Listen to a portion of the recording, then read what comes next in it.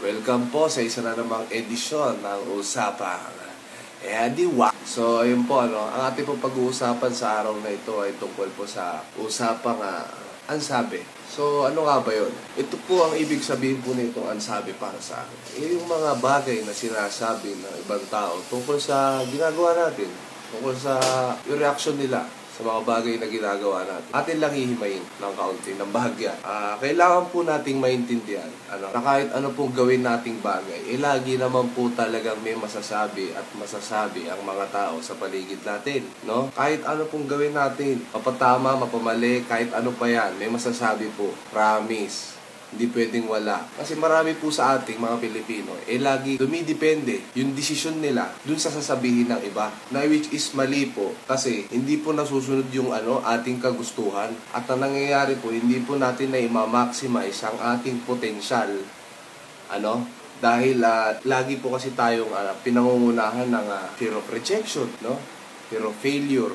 Rejection ng idea mo. Iniisip mo lagi na maraming tao magtatawa sa'yo, maraming tao lalait sa'yo, na kailangan po nating maintindihan, mga kapatid mo, na ang bagay na yan ay normal po sa mundong ito. Hindi po mawawala yan. Kailangan po nating maintindihan ang konsepto na haters gonna hate, no?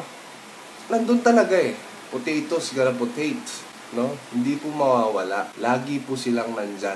Kahit ano pong gawin natin. Pinakamaganda lang po na gawin natin, no? Is hindi na lang sila pansinin, no? Huwag na lang natin sila bigyan ng, natin sila bigyan ng panahon. Alam nyo rin po ba kung paano ko po nasabi na kahit ano pong gawin natin, may masasabi ang tao. Bibigyan ko po kayo na example. Kung napansin nyo po, nung mga nakaraang pong videos, nakadamit po ako, no? So, hindi po nagkataon yun. Sinadya ko po yun para sa vlog na ito. So, kung gusto niyo pong maintindihan yung sinasabi ko, panoorin niyo yung mga videos na wala akong damit nung simula. Tapos yung mga videos na may damit ako. Meron po kayong mababasa mga ilan-ilan na komento, no? Na nagsasabi na, nung una, kuya, ba't lagi kang walang damit? Tapos nung nagdamit ako, kuya, nakadamit ka na. See? Nakita niyo po? Ibig ko lang po sabihin, malit na bagay po yun, wala po sa akin yun.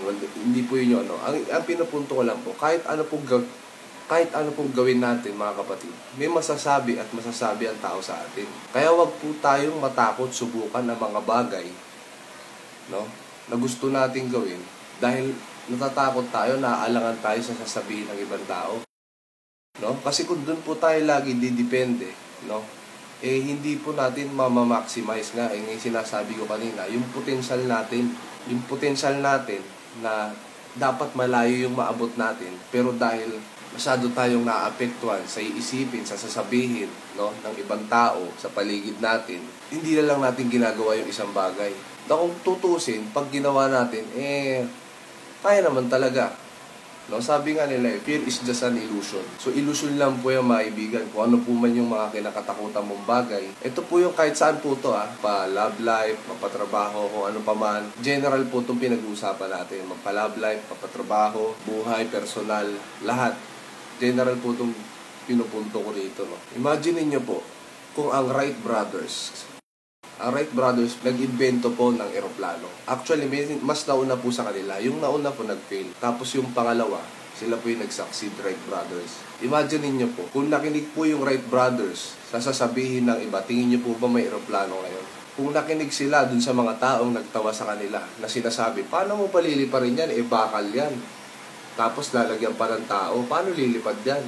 Wala namang pakpak yan, di naman ibon yan. Kung nakinig po sila dun sa bagay na yun, tingin niya may aeroplano. Even si Jesucristo ay isa sa mga may maraming haters nung era niya, nung panahon niya. Pero wala, tuloy-tuloy lang siya. Hindi niya pinansin, no? Sinerve niya yung purpose niya, yung dahilan kung bakit siya nandito sa mundo. And look, napakarami po nating mga Kristiyano rito sa buong mundo, no? So, ibig sabihin, nag-succeed po siya. So, ganoon din po sa inyo. Huwag po nating intindihin ang sasabihin ng iba. Huwag po tayong magpa-apekto. Huwag po natin sila intindihin. Una, wala po silang mabuting maidudulot sa atin. Pangalawa, sayang po yung potential natin. So, yun lang po, no? Sana may natutunan po kayo sa araw na ito. Itong channel ko naman po na to, hindi naman po lagi lang sa puro pagpapatawa, no?